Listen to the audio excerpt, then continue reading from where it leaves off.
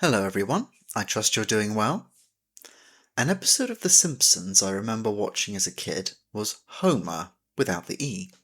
In it, Homer partakes in some experiments to make money after he funds a motion capture business that goes bankrupt shortly afterwards.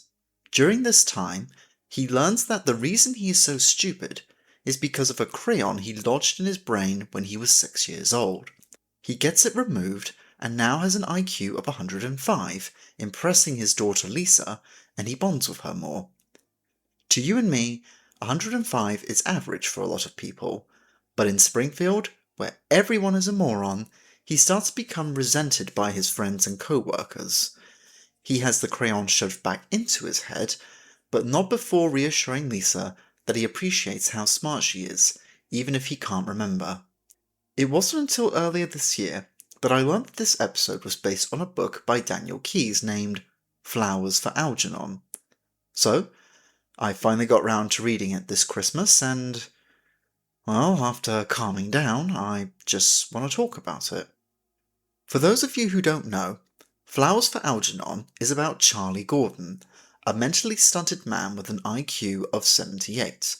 At 32 years old, and learning to read and write at a special needs school for adults, he volunteers in an experiment that will make him smarter. He develops compassion for Algernon, a white mouse who does tests with him, typically seeing if he can exit a maze before Charlie finishes a test, and within weeks, Charlie's IQ boosts to 185, making him a genius. However, as his intelligence rises, his memories become clearer. Instead of having good times with his friends, those friends were making fun of him. He would get so drunk they make him fall over and over as he failed to dance. He ended up roaming the streets at night in his pants while they laugh at him, and despite his dad defending him, his mother kept wasting their money trying to fix him. She would smack him when he looked at his sister, claiming he had sex on his mind. He was tricked into giving a girl a smutty valentine, scaring her and prompting her big brother to beat him up while his friends cheered him on. His sister lied about him being adopted because she didn't want to be the moron's sister. She blamed him for not getting a dog because he wants to play with it too, and her dad wouldn't let her if she was mean to him. Basically, when all these memories resurface, his entire worldview changes. After his work colleagues coerce the manager into firing him when he spots the amputee employee shortchanging customers, the only one who was nice to him draws parallels to when Adam and Eve ate the fruit from the tree and were cursed with knowledge. Unhappy being treated like an experiment, and feeling sorry for the mouse Algernon, he fakes the mouse's escape and moves with him as his pet to New York, where he develops a new relationship with Faye Lillman. When she lets him use the fire escape to his room after he locks himself out, they start to get along swimmingly, until, in his own words, he realizes she loves everyone. Charlie's former teacher, Alice Kinnean, falls in love with him too, despite feeling like she's getting dumber listening to him, because he becomes so smart so quickly. And she soon comes to love him until the last third of the book, when things fall apart. During his time working with the professors again, he fails to connect with both his dad and Faye, who has a new boyfriend at this point, and he learns that Algernon is regressing in his behaviour, even becoming violent to a mouse Faye brought as a friend. It turns out that the IQ boost was temporary, and he'll need to go through the experiments again or he will regress. Then we get to page 191, where he puts his foot down to the professor despite all the progress he's made, by making a very poignant point. Quote, "Don't misunderstand me. Intelligence is one of the greatest human gifts, but all too often, a search for knowledge drives out the search for love. Intelligence without the ability to give and receive affection leads to mental and moral breakdown, to neurosis, and possibly even psychosis. When I was retarded, I had lots of friends. Now I have no one. Oh, I know lots of people, lots and lots of people, but I don't have any real friends. Not like I used to have in the bakery. Not a friend in the world who means anything to me, and no one I mean anything to." End quote. This single speech, although I have shortened it slightly to cut down on the video's length, is what has made this book one of my all-time favourites alongside Of Mice and Men. I myself am autistic. Not high-functioning, I'm relatively mild. I was actually one of the earliest children diagnosed in the UK with it during the mid to late 90s. I even still have all the letters and medical records my parents and doctors wrote about my behaviour. And let me tell you, contrary to what popular culture may tell you, being autistic is not a superpower. Far too often people romanticize it. If I could describe what being autistic is actually like, this is what I would describe it as. Imagine that life is a stage play. Everyone has their role. Actors, directors, writers, lights and sound, props, costumes, ushers, refreshments, all that lot. But everyone else has a script, and you don't. And it's a 50-50 coin flip if you get in trouble for improvising. That's what being autistic is. I can't speak for everyone watching this, but reading Flowers for Algernon touched on something I'd rather it didn't. I always wished I was smarter because my autism causes me to freeze or want me to stay, safe. I don't mean do something objectively bad like take drugs, commit petty crimes, or do reckless party animal stuff without people knowing, but more so, I wish I could have been smarter so I would have been more popular, more confident in, let's say, sports, like if I was playing football and I wasn't scared of being hit in the face by the ball, or get injured if I was tackled during rugby. I would rather stay at home playing video games or watching YouTube videos than go out. Granted, I made friends in college and went out more, but I still tended to be the quiet one, at best, or worse, the weird one. If I had been smarter, I would have known what to do in these situations sooner and thus be more confident. But after reading this book, it made me stop and think, if I was smarter, would I be more miserable because I would spot problems easier? Ignorance is bliss is an expression for a reason. A lot of the time, most people really don't care how smart you are as long as you are nice. But Charlie's personal experiences have made him very world-weary despite being smart for only a handful of months, especially considering how he sees others like his older self. On pages 151 to 153, he stands up for another young man with special needs when customers and the diner's owner ridicule him. He storms out in a flurry of anger, but he's not just standing up for the young man. In a sense, he's letting out all his reawakened fury. The harsh reality is, even with so many improvements made to autistic children, teenagers, and adults today, the whole world, when you step outside, really does not care one way or the other. As Charlie points out at multiple points in the book, becoming smarter has not automatically made him more likable. The scariest bit is how he says he hasn't changed. Rather, his real self, the real Charlie, is waiting for him. He sees his old self in mirrors, he talks about feeling him in the back of his head, and he talks about how he's just waiting for the right moment to come back. Even if his intelligence is permanent, it doesn't change the fact that he's a completely different man now. Take, for example, when he tries to reunite with his father. He finds his divorced dad's barbershop in New York, but he doesn't really recognize his son. Charlie ultimately chooses not to tell him who he is, because he's scared that his dad will reject him too. Oh, he pays for premium service, may as well help his father out. But, again, he just can't bring himself to tell his dad the truth. This chapter was particularly difficult to read, especially considering that Matt, Charlie's dad, is a tragic story in and of itself. He accepts Charlie for who he is and consistently protects him from his mother, Rose, and his sister, Norma, even during the night he finally caved in when Rose demanded he be taken away to a special care home so he wouldn't ruin Norma's chances because she's right. In a sense, Charlie admits that his dad giving in to his mum and sending him away to be taken care of was a blessing in disguise, since he was freed from her abuse and obsession with making him right. This comes to the third act of the book. When he learns that, should his intelligence leave for good, he is to be sent to the Warren State Home and Training School, he reluctantly visits and is touched to see that, despite all these young adults and teenagers being incapable of normal lives, they're friendly and happy. More happy and friendly than anyone Charlie has ever known. He has to hold back tears at one point when a young boy with special needs puts his hand on his arm as a way of saying thank you. And of course, the book's climax. When he starts having trouble remembering and thinking of things, he decides before he loses his intelligence, he's going to confront his mother. At first, she's vindicated, seeing that Charlie has been fixed. Everyone was wrong. Her boy wasn't a lost cause, despite the fact that she was the one who traumatized him the most.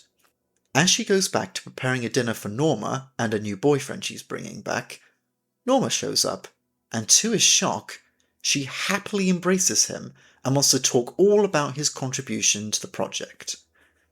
When he brings up the childhood memories, she admits she never felt bad about lying about him hurting her.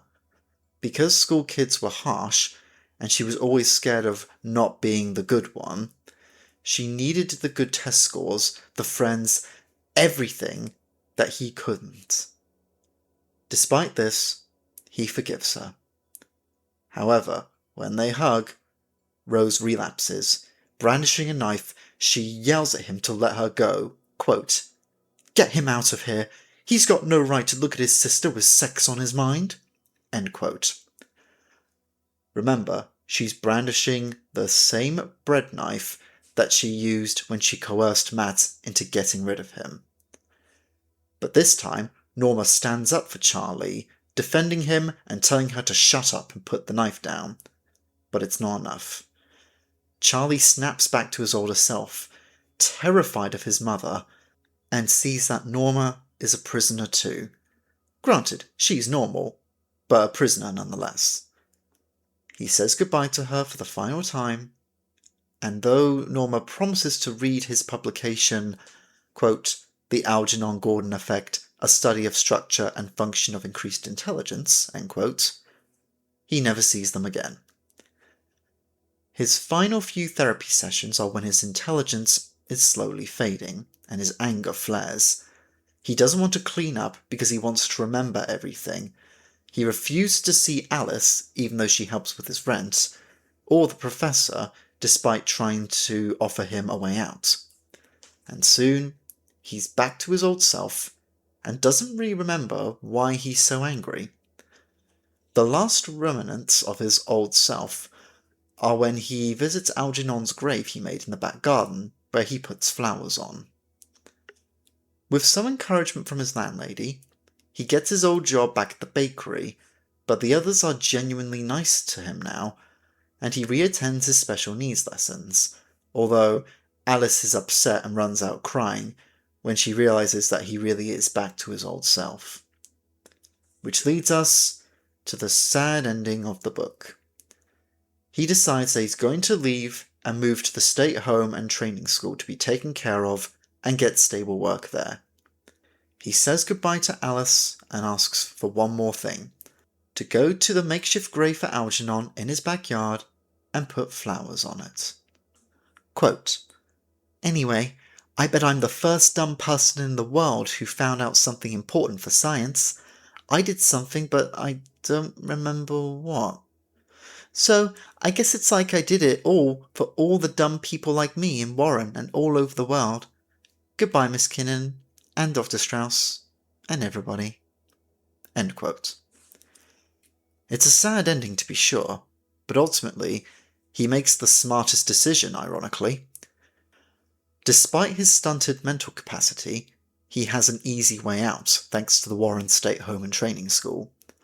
A home with carers to look after him, a job with people patient enough not to bully him, and in his own words, it's easy for him to make friends there. A lot of us can only dream for something like that. Yeah, Charlie isn't autistic. It's neither confirmed or hinted at. Though this story did make me stop and think about how autism has affected my life. Unlike Charlie, who was blissfully unaware of all the bullying he endured, my memories haven't left me. I still wish I was stronger, smarter, more social in general, yet unfortunately this book has predicted a harsh truth. Being autistic, I'm at best going to make others walk on eggshells, and at worst, they're going to end up babying me, not trusting me to do something alone. Much like Charlie, I want people to stop treating me like a delicate child and just trust me to do things on my own, such as his musing before liberating himself and Algernon from Drs. Strauss and Nemur. But the more I learn about the world, the scarier it gets. Scarier than that, much like Charlie's older self lurking in his mind, I'm scared by how people will view me because of my neurodivergence, and how scared they will be of me when I try to learn new knowledge or facts to back up an argument they won't like. Considering I'm not normal, I'm probably viewed less seriously because of this, and maybe people will view my positions as extreme ones. Let's take a recent example. I recently acted in a Christmas pantomime, and everything was good all around, except for one song that referred to, at the time of this video, the current President of America, Donald J. Trump, during his second presidency. As usual, they go for the low blow of calling him the worst kind of person, even trying to use the "Make America Great Again" phrase, which by the way, he isn't the first person to use this phrase, in association with the villain. As an autistic person, I thought to myself, is this actually true? I may have my problems with Donald Trump, specifically how awfully he handled the Epstein files, his tasteless response to Rob Reiner and his wife's death, and yeah, admittedly, I just don't like the orange tan and stuff. But I don't think Donald Trump is evil, or a dictator, or a racist, or a sexist, or a homophobe, or any other ist and phobe word you can think of. I recommend watching Amir Odam's video on the matter, which I have linked in the description to this video. Yet, despite this knowledge, I knew that if I dared speak up, everyone in the pantomime, from the actors, the directors, the choreographers, everyone would basically blacklist me, not giving me a chance to explain myself. They would say, don't trust everything you read, while not providing their own sources. They'd probably call me an incel or an Andrew Tate fan, despite the fact that I've never watched any of his videos. You get the point, right? Much like Charlie, I just have to accept that someone who searches for the truth is just going to be seen as the devil. If anyone autistic is watching this video, let me ask you this. Do you think that being autistic or mentally impaired like Charlie Gordon was, or having a disability like Down syndrome, for example, has been a blessing in disguise? Was it a shield that made the modern world treat you with preference? Or a dark possibility of kindness only being given to you just so everyone else can look better than they actually are? I know that sounds sensational, but considering everything else in the world, do you think there is some truth to that question? Leave a comment, I'd be interested to hear your opinion. But let's wrap this up before it gets too depressing. I recommend reading Flowers for Algernon if you can. It's 239 pages long, so it shouldn't be too taxing. There is a 1968 film adaptation named Charlie, starring Cliff Robertson, who you may know as Uncle Ben in Sam Raimi's Spider-Man trilogy, and a 2000 TV film adaptation if you want to watch that. Speaking of which, even though I first knew this story because of the Simpsons episode, I only now learnt there's a Spider-Man version called Flowers for Rhino, and I'm actually interested in reading it, seeing how it adapts the story. It's true what they say. Ignorance is bliss, and be careful what you wish for. I still wish I was smarter, even though that may end up being a nightmare than a dream. But those are just my opinions. Thanks for taking the time to listen to me.